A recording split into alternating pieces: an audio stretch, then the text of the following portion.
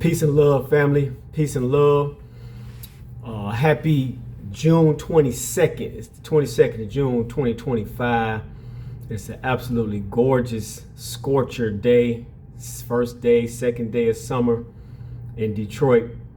96 degrees on the dashboard. Sun high in the sky, no clouds. And I got a testimony. So this is gonna sound odd, but this is the testimony of the work boots. The testimony of the work boots. So it's time for me to get some new work boots, right? It's time for me to retire these boys. I didn't literally walk the soul off these jokers. You know what I'm saying? Literally. This authentic work, baby. This ain't that, you know, play on TV shit. This is authentic work boot. Beat the souls off these things. But before I throw them away, matter of fact, I don't know, I might bronze them. I might throw them over the wire. I might put them on my bookshelf. I don't know what I'm gonna do with them exactly, but I just was thinking about the day I bought these boots. And this here is for somebody, man, that's going through a lean time, right? I bought these boots in 2017, sometime around, say September, October, no later than November. And the reason I remember this is because I got blessed to get hired by the city of Detroit in September 2017. And that is on the other side of a lean period. My former business closed in March of 2015, I believe, Venture Gates Estates. And I had to file for bankruptcy in, I think it was January of 2016, $786,000 on my personal head. I was the last man in the entity, and you know, hey, that's how it went. So I say that because it was a very lean period from 16, you know, well into 2017. Had been there before, worse than that actually, but it was lean nonetheless. And I got blessed to get this job with the city of Detroit. It's been a tremendous blessing to my life. At that time, I never thought I would be looking at 10 years, but I got 10 years in my eyesight now.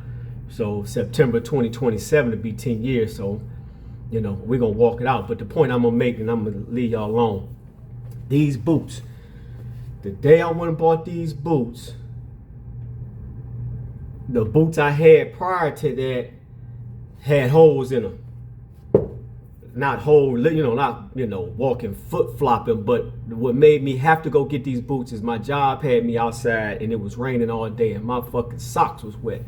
By the end of the day, my feet were soaking wet, man, and I just was so upset. In fact, I think I was putting grocery bags over my shoes. Over my socks and then putting them in my boots. I'm pretty sure that's what I was doing before that.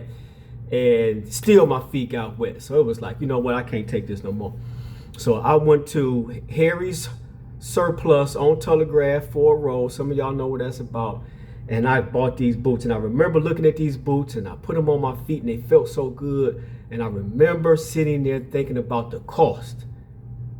It was, and another point, these was an excellent investment. You know, I know Timberland, whatever, but it was these bitches have been, excuse my French, these have been an excellent investment for me. But I remember thinking about the price of the boots and it was like, man, but I was so thankful because I had gotten employed and I had the money to buy the boots. But the fact of the matter is I went in there with wet socks.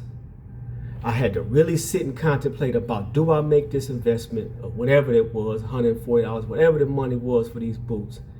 And I made the decision to to purchase the boots. And I can tell you that these boots have been an absolute blessing. It was a great investment. I done put 1,000 miles on these boots. Anytime you walk the soles off of them, there's 1,000 miles on them. And I can safely say I done generated at least $500,000 in blue collar work. Not $500,000 in profit. I'm not saying I profited it, but I done put up $500,000, $500,000 in contracts and put these boots on my feet.